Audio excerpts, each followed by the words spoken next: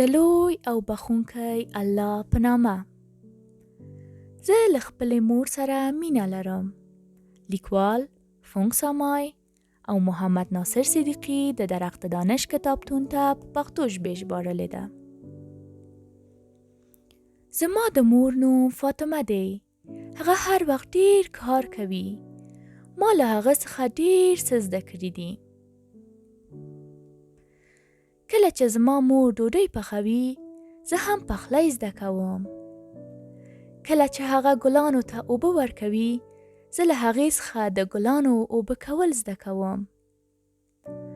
کله چې هغه زموږ جامې پریمینځي، زه هم د خپلو جامو پریمینځل زده کوم.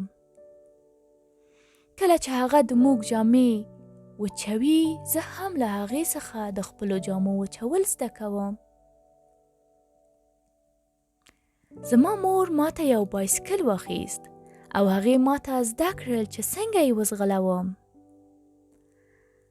زه خپل بایسکل چلوم، نو زما مور ماته د تګ پر مهال مسکا کوي.